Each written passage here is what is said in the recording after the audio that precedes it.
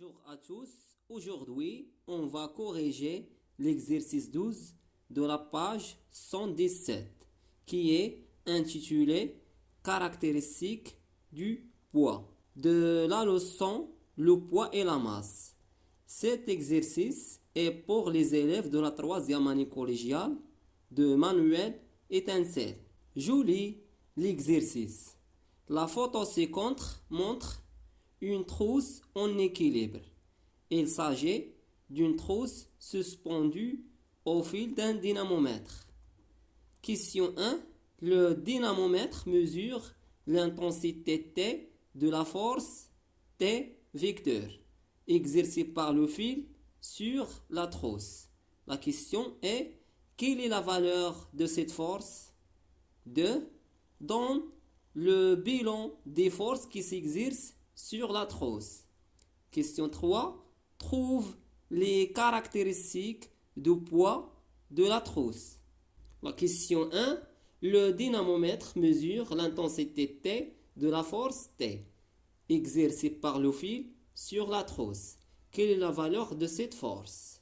On a un dynamomètre d'une capacité des newtons, comme il est indiqué sur le dynamomètre, et ce dynamomètre est son facteur multiplicateur. Donc, on lit directement sur le cadran de dynamomètre. Et on note que l'aiguille de dynamomètre indique la valeur de. Alors, la valeur de l'intensité de la force exercée par le fil sur la trousse, T, est égale à 2 newtons. Question 2. Donne le bilan des forces qui s'exercent sur la trousse. Premièrement, il doit déterminer le système étudié. Dans notre cas, le système étudié est la trousse. Pourquoi? Parce que d'après la question, on va déterminer les forces qui s'exercent ou qui s'appliquent sur la trousse. Donc le système étudié est la trousse. Et on sait que la trousse est en équilibre sous l'action de deux forces. La première force est la force exercée par le fil de dynamomètre, notée T, et la deuxième force est la force exercée par la Terre, ou ce qu'on appelle le poids, est noté P.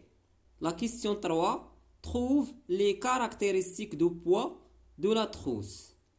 Donc, puisque la trousse est en équilibre, donc on va utiliser la condition d'équilibre.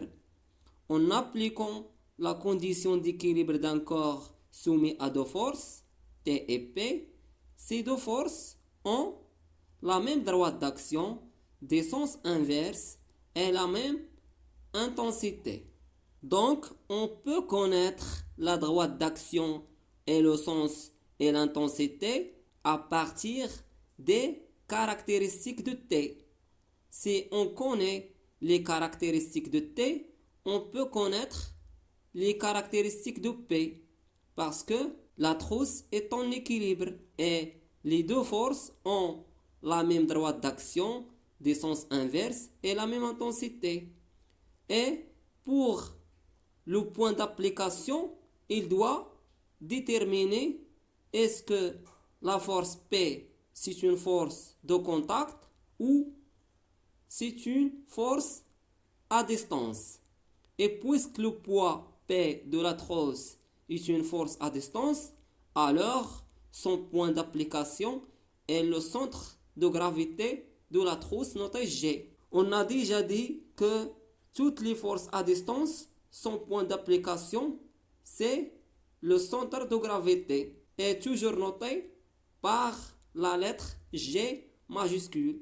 Et enfin, les caractéristiques de poids de la trousse P sont le point d'application et le centre de gravité de la trousse, noté G. La droite d'action est verticale et perpendiculaire à la surface de la Terre et confondue aussi avec le fil.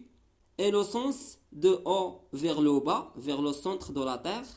Et l'intensité P est égale à T parce que la trousse est en équilibre et les deux forces ont la même intensité. Donc P est égal à T est égal à 2 newtons. Et finalement, je vous remercie de votre attention et à bientôt.